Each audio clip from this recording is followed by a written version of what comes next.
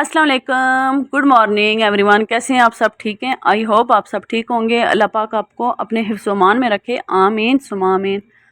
या मेरी सुबह हो गई है। नाश्ते के बाद मैंने घर के काम भी शुरू कर दिए हैं और मुझे उम्मीद है कि आपकी भी अच्छी सुबह हुई होगी और आपका दिन भी अच्छा गुजरेगा इंशाल्लाह। सबसे पहले मैं बेडशीट ठीक कर रही हूँ। बेडशीट के कोनों पे मैंने गिरा लगा दी है, वो मैं बेड के अंदर कर देती हूँ तो उससे मेरी बेडशीट ख़राब नहीं होती।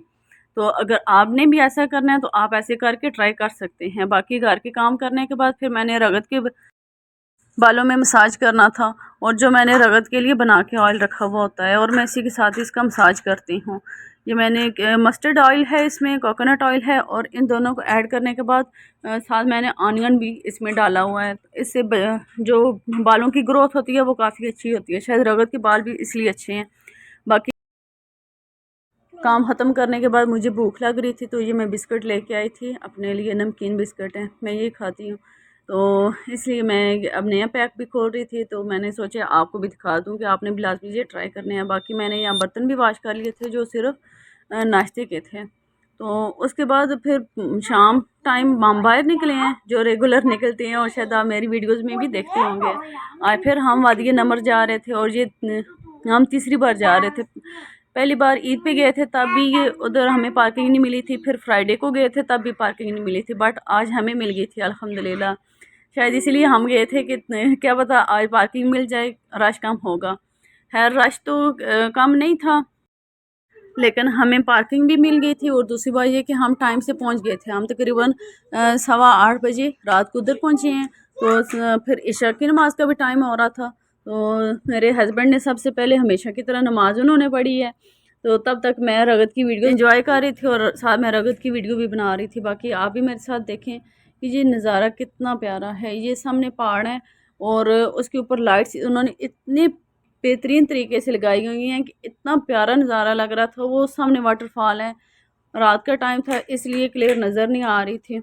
तो आप मेरे साथ देखें और रगत भी जहाँ बाबा का वेट कर रही थी कि बाबा आएँ तो उसको आगे वो वाटरफॉल के पास लेके जाएं, क्योंकि मैं इसे आगे नहीं लेके जा रही थी। और आज मुझे इस बात की बहुत ज़्यादा खुशी हुई थी कि रगत की आज पहली दोस्त भी बनी है। इधर सऊदी बच्ची थी और काफ़ी अच्छी थी और उसे अरबी आती थी और रगत को अरबी नहीं आती थी। खैर दोनों ने आपस में इतनी बातें की हैं, क्या की हैं ये हमें नहीं पता, क्योंकि एक दूसरे के कान में सरगोशियाँ ये कर रही थी और खेलती जा रही थी। तकरीबन घंटा डेढ़ तो इन्होंने एक दूसरे के साथ गुजारा है और बहुत ज़्यादा ये खेल।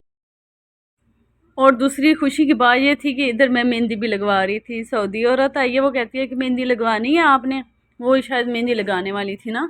तो मेरे हस्बैंड ने फिर उनसे बोला है कि आप इसको मेहंदी लगा दें। तो उन्होंने बहुत अच्छी मेहंदी लगाई है, मुझे रगत को भी मेहंदी लगाई थी। तो आपको अगर ऐसा मौका मिला तो आपने भी लाजमी लगवानी है, क्योंकि बहुत मज़ा आता है।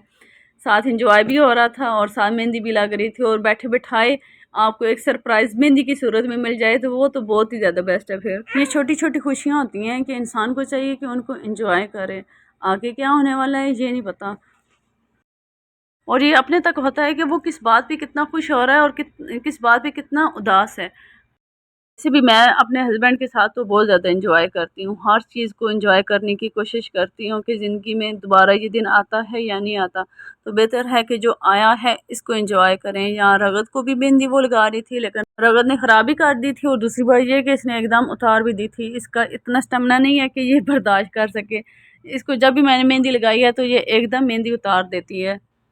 खैर मेहंदी उतारने के बाद रगत मेरा बैग लेके बैठ गई थी और उसके बाबा दोनों चेक कर रहे थे कि मेरे पास कुछ है खाने के लिए या नहीं क्योंकि जितनी भी चॉकलेट्स लेके आई थी वो रगत ने कुछ अपनी फ्रेंड्स को दे दी थी, कुछ खुद खा चुकी थी और कुछ उसने डक्स को भी डाली थी और कुछ वो आंट्स को भी डाल चुकी थी। लेकिन फिर भी इसी उम्मीद थी कि क्या पता मेरे बैग से कुछ ना कुछ अब निकल आएगा। बाकी ये रात का टाइम था, तकरीबन पौने 11 बजे का टाइम हो गया था और तकरीबन सारी फैमिलीज़ इधर ही बैठी हुई थी और बल्कि अब तो लोग और भी आ रहे थे। देखें अभी हम तकरीबन 11 बजे यहाँ से निकले हैं तो वैसे का वैसा ही रश इधर। कभी आपको मौका मिला तो आपने वादिया नमर लाजमी आना है। बाकी मेरे व्लॉग्स आपको कैसे लग रहे हैं आपने मुझे कमेंट में लाजमी बताना है, और आपको कैसे व्लॉग्स चाहिए ये भी आपने मुझे लाजमी बताना। आप सब ने अपना बहुत ज़्यादा ख्याल रखना है। मेरी तरफ से आप सबको अल्लाह हाफिज़।